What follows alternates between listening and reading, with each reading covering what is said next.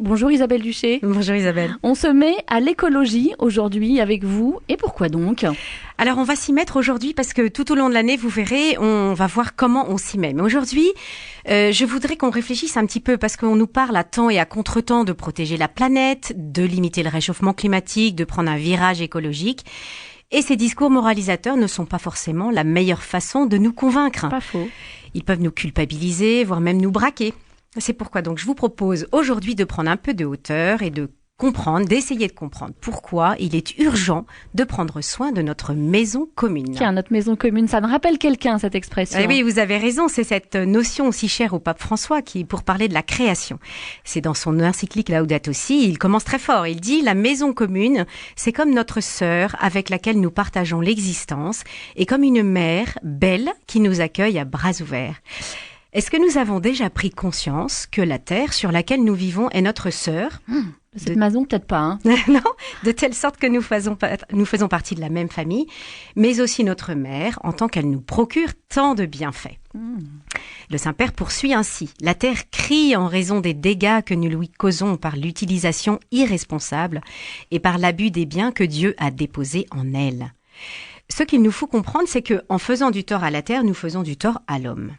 Et comme nous sommes dans une chronique famille, évidemment, chacun comprend que quand l'un souffre, les autres souffrent aussi. Ah là là, et comme vous nous invitez à nous situer dans cette grande famille, Isabelle, est-ce que vous nous invitez aussi à plus de cohérence dans nos vies ? Mais oui, bien sûr, et c'est encore le pape François qui le dit, rien de ce monde ne nous est indifférent.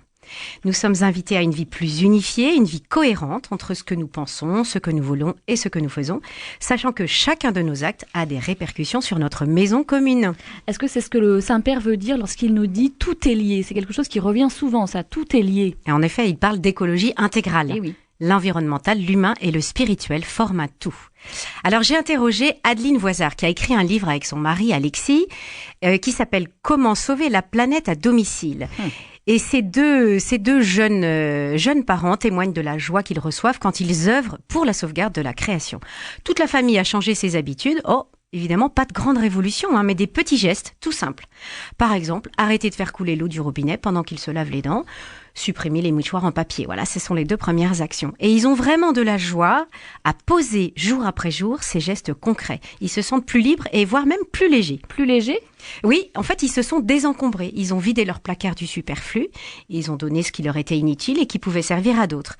Évidemment, une maison plus nette donne cette sensation de légèreté, mais loin de se contenter d'un simple ménage de printemps ou d'automne, puisqu'on y arrive, ils savent que leur tri profite à d'autres.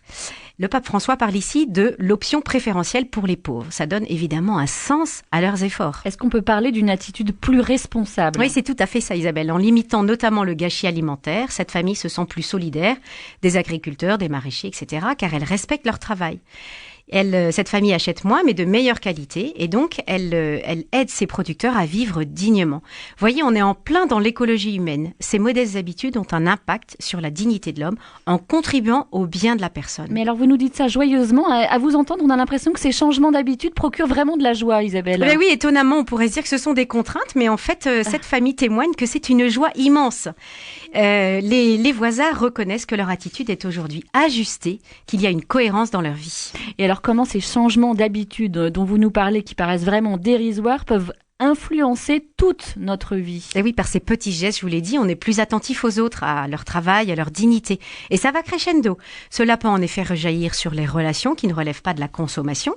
Une attention plus grande, par exemple, à nos voisins, aux personnes âgées qui nous entourent, nos collègues de travail, les personnes qui mendient dans la rue et devant lesquelles nous sommes jusque-là passés en les ignorant.